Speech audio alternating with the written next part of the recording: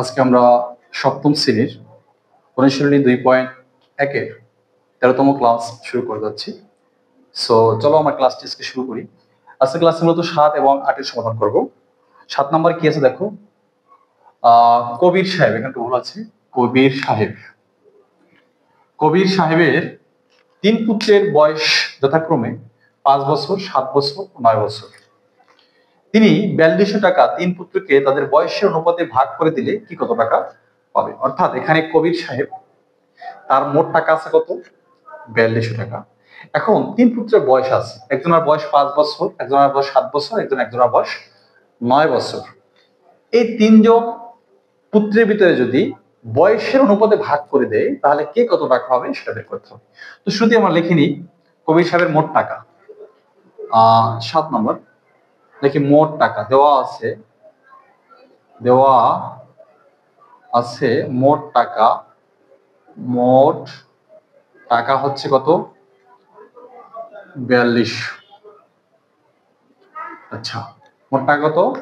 4200 অথবা মোট 4200 টাকা। আচ্ছা, এখন বলছে একজনের বয়স 5 বছর, একজনের 7 বছর, একজনের 9 বছর। তো এই 3 জনাকে যদি বয়সের অনুপাতে ভাগ করে দেওয়া হয় তাহলে কি কত টাকা পাবে? তো আমরা শুরুতেই লিখবো 3 পুত্রের বয়সের অনুপাত। 3 পুত্রের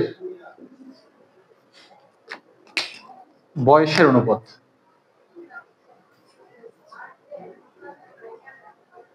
অনুপাত সমান সমান কত দেখো, 3 পুত্রের বয়সের অনুপাত হবে, প্রথমে আছে কত?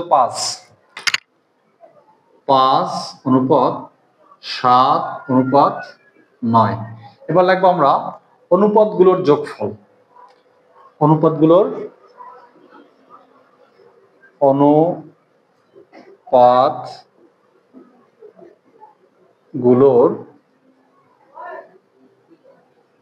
যোগফল সমান সমান 5 যোগ 7 যোগ 9 সমান সমান যোগ করলে কত হয়?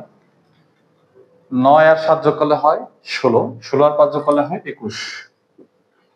এবার আমরা লিখবো প্রথম পুত্র পাবে মোট টাকার 21-এর 5। অর্থাৎ এভাবে লিখবো, প্রথম পুত্র পাবে মোট টাকা কত? 4200। 4200 এর কত? 21 ভাগের কয় ভাগ? 5 ভাগ। এত টাকা লিখলাম, রেখে দিই। এবার দেখো এর মানে কি গুণ, তাহলে আমরা এখানে লিখবো 4200 গুণ 21 5। এবার আমরা 21 দ্বারা যদি 4200 কাটি কত হয়? 21 দুগুণে 42, 2 আর ডাবল 0, 200। এবার 200 আর 5 যদি গুণ করি তাহলে কত হয়? 5 দুগুণে 10, 1000 টাকা। এবার লাগবে আমরা দ্বিতীয় পুত্র পাবে। দ্বিতীয় পুত্র পাবে 4200 এর কত? 21 ভাগের কত? দ্বিতীয় পুত্র কত? 7 হবে এত টাকা। এটা যদি কাটি তাহলে কত হয়? 200 সমান 200 আর 7 গুণ করলে হয় 1400 টাকা। 1400 টাকা। এবার তৃতীয় পুত্র পাবে এখানেও সেম 4200 এর কত? 21 আর লাস্টে কত? 9 টাকা। আমরা জানি এর মানে কি গুণ, অর্থাৎ 4200 কে যদি 21 দ্বারা কাটি কত হয়? 200। 200 আর 9 গুণ করলে কত হয়? 200 আর 9 গুণ করলে হয় 9 শূন্যের 0, 1800 টাকা। এটা হচ্ছে আমাদের আনসার।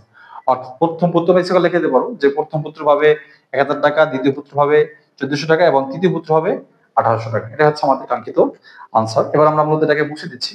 এবার আমরা নেক্সট ওয়ান অর্থাৎ 8 নম্বরের সমাধান করব। তোমরা এটাকে ইচ্ছা করলে খাতা কলমে তুলে নাও।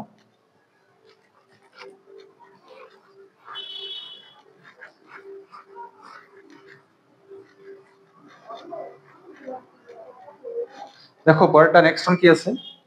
2160 টাকা।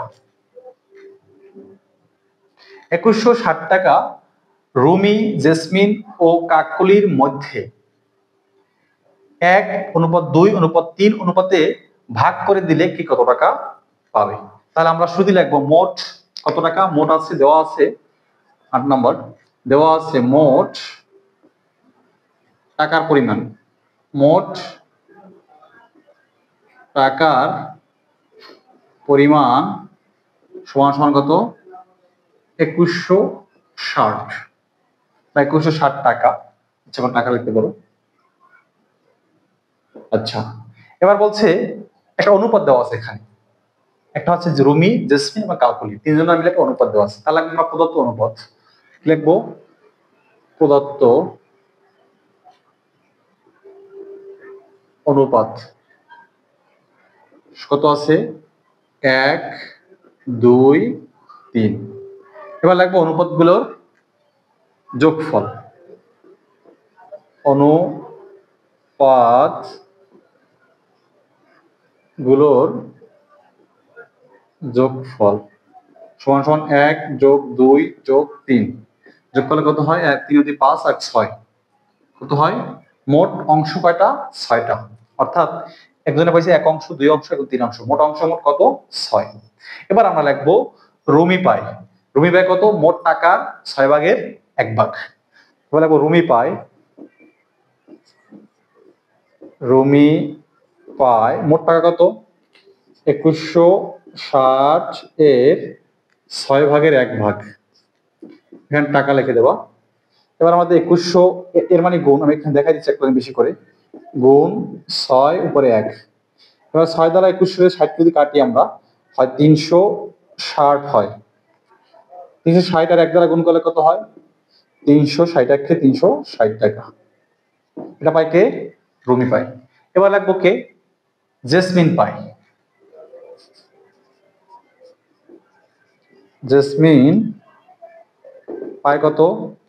2160 আমি গুণ দিয়েছি, গুণ 6 ভাগের কত? 2 ভাগ। এখানে লিখবা টাকা।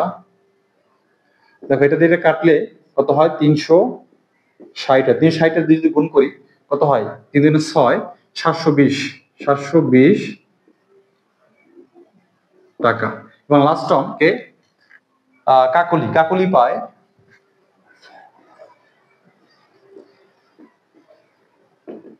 মোট টাকার, অর্থাৎ 2160 গুণ 6 ভাগের কত?